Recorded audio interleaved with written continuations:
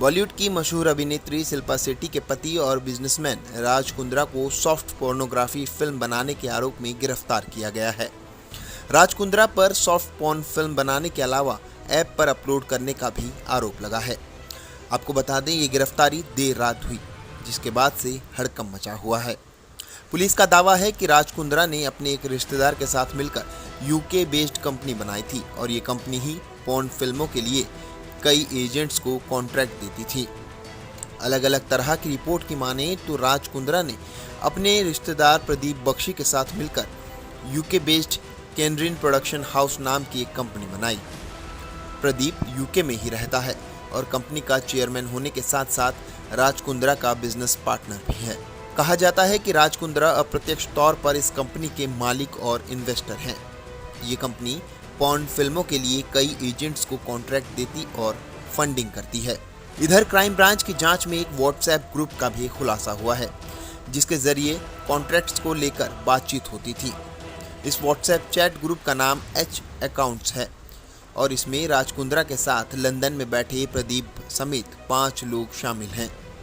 Crime branch के हाथ इस ग्रुप में होने वाली चैट लगी है, जिसमें रेवेन्यू के बारे में बातचीत सामने आई है। इस ग्रुप में ही हर दिन की कमाई कितनी हुई, पोर्नोग्राफी में काम करने वाले एक्ट्रेस को कितने पैसे देने हैं, बिजनेस में कमाई घट रही है या बढ़ रही है, सारी बातें की जाती थी। इस ग्रुप में ही मार्केटिंग स्ट्रेटेजी, सेल्स में हो रही बढ़ोतरी और अन्य डील का भी जिक्र किया गया है। आपको बता दें, राज कुंद्रा का एक्स-पीए उमेश कैनरिन प्रोडक्शन हाउस का भारत में रिप्रेजेंटेटिव था। अभिनेत्री गहना वशिष्ठ और उमेश को पॉर्न फिल्म बनाने का काम कैनरिन प्रोडक्शन हाउस से मिलता था। अलग अलग तरह की पॉर्न फिल्म बनाने के लिए एडवांस कैनरिन प्रोडक्शन हाउस से ही मिलता था, जिसके बाद ये दोनों पॉर्न फिल्म तैयार करते और उसमें जुट जाते थे। पॉर्न फिल्में बनाने के बाद मेल आईडी के जरिए कैनरिन प्रोडक्शन हाउस में भेज दिया जाता था।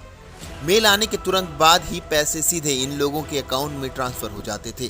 कैनरिन कंपनी के जरिए ही पॉर्न फिल्मों को सोशल मीडिया ऐप हॉटशॉट पर अपलोड किया जाता था।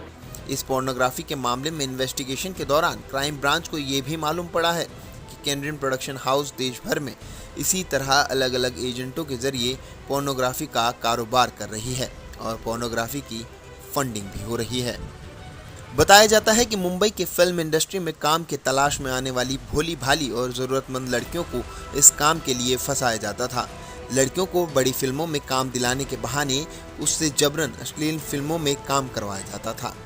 फिल्म बनाने के बाद उन्हें मोबाइल ऐप और OTT प्लेटफॉर्म पर रिलीज़ किया जाता था और आरोपी लाखों की कमाई करते थे। जांच में ये भी पता चला है कि मुंबई के मल्लाड वेस्ट में मड़गांव में एक बंगला किराए पर लिया गया था, जहां अश्लील फिल्मों को शूट किया जाता था।